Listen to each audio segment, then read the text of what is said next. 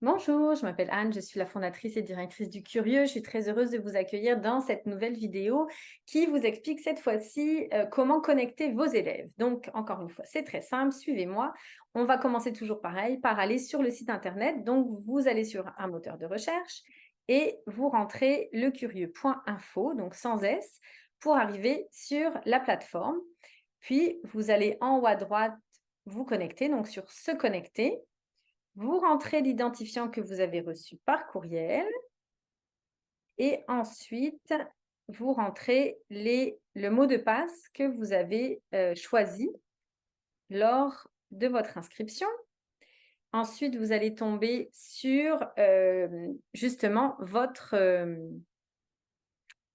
compte. Donc là, vous allez pouvoir aller dans Abonnement et renouvellement à gauche. Et comme vous le voyez, vous avez gestion de mes sous-comptes élèves. Donc ça veut dire que c'est ici qu'il faut cliquer pour aller ajouter vos élèves. Ici, ensuite, vous allez voir, c'est très, très simple. En fait, on peut ajouter des sous-comptes de différentes façons.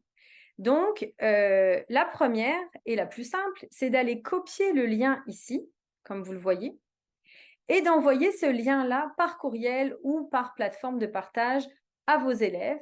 Ainsi, ils vont récupérer, recevoir ce courriel, cliquer sur le lien d'inscription et pouvoir eux-mêmes rentrer leur nom, leur prénom, leur adresse courriel et choisir leur mot de passe et ils seront inscrits. Sur le formulaire de demande, il se peut qu'ils demandent aux élèves l'adresse. Évidemment, on ne veut pas leur adresse personnelle, donc il n'y a pas besoin d'indiquer l'adresse. Vous pouvez leur dire juste nom, prénom, adresse courriel et ce sera suffisant. Donc ça, c'est la façon la plus rapide.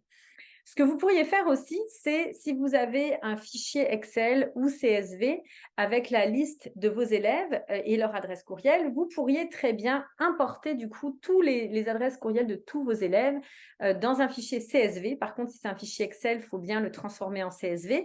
Et là, une fois que vous importez, il va pouvoir tout de suite intégrer les différents élèves. Troisième solution qui est peut-être pas la plus rapide, mais qui souvent est la plus instinctive, je dirais intuitive, on va aller ajouter un sous-compte de nous-mêmes, naturellement, par nous-mêmes. Donc là, si jamais votre élève était déjà inscrit l'année dernière, il faut bien utiliser nom d'utilisateur existant parce que sinon, ça va créer des problèmes. S'il n'était pas inscrit l'année dernière, vous pouvez aller dans nom d'utilisateur et donc là, en fait, vous créez son identifiant. Donc, vous pouvez, nous, en général, ce qu'on fait, par exemple, moi, je m'appelle Anne Guénière, ben, on met comment dire, mon initiale et mon nom de famille. Mais ça peut être autre chose. Si tous les élèves dans votre classe ont un prénom différent, ça peut être aussi leur prénom et comment dire, l'initiale de leur nom de famille. Hein. Ça peut être aussi très bien ça. Leur adresse courriel et puis de mettre leur prénom ici, leur nom. Vous pouvez cocher envoyer aux nouveaux membres le courriel de bienvenue, ce qui fait qu'ils savent qu'ils sont abonnés, qu'ils sont connectés, mais ce n'est pas une obligation. Et vous cliquez sur soumettre. Et ensuite, vous allez voir ici les personnes que vous avez inscrites qui vont se rajouter ici. Et donc, vous allez pouvoir voir quand est-ce qu'ils se loguent, mais surtout, enfin, qu'ils se connectent, pardon. Mais donc, vous allez surtout avoir la liste de tous les élèves que vous avez connectés. Comme ça, vous allez vous rendre compte s'il manque quelqu'un ou pas, parce que les élèves vont recevoir un courriel, il va falloir qu'ils confirment leur inscription. Donc, si jamais ils ne l'ont pas fait, il se peut qu'il y ait des problèmes, mais si tout le monde le fait, vous allez avoir la liste ici et tout va être parfait. Donc, ça veut dire qu'une fois qu'eux sont inscrits comme ça, ils peuvent accéder comme vous, au dossier et aux revues. Ils ne peuvent pas accéder aux activités pédagogiques puisque ça, c'est réservé aux enseignants, mais ils peuvent accéder directement à tous les dossiers et les revues. Donc, vous pourriez, par exemple, leur demander un travail sur la revue de la semaine. Mais ils savent qu'ils peuvent aller la récupérer sur le site Internet et puis ils peuvent ici la lire en PDF et puis faire leur travail, le travail que vous leur avez demandé à propos de la revue de la semaine avec ce fichier-là. Ils peuvent aussi, quand ils sont en exposé, en préparation d'exposé, par exemple, ils pourraient très bien venir chercher des informations par la loupe ici. Ils pourraient, je ne sais pas moi, par exemple, si vous leur demandez un exposé sur le réchauffement climatique, ben, ils pourraient dire, oh, tiens, qu'est-ce que le curieux? On sait que c'est une source fiable.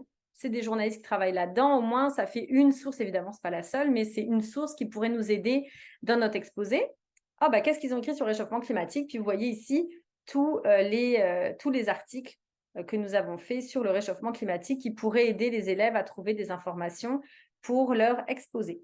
Donc voilà pour la connexion de vos élèves. Encore une fois, si, comme d'habitude, si jamais vous avez des difficultés, s'il y a des questions, des choses qui ne sont pas claires, n'hésitez pas à nous écrire au info, sans S, à commercial lecurieux.info et on sera vraiment très heureux de pouvoir vous aider et répondre à vos questions. Donc info, info, à commercial lecurieux.info, sans S. Merci de votre attention et bonne rentrée.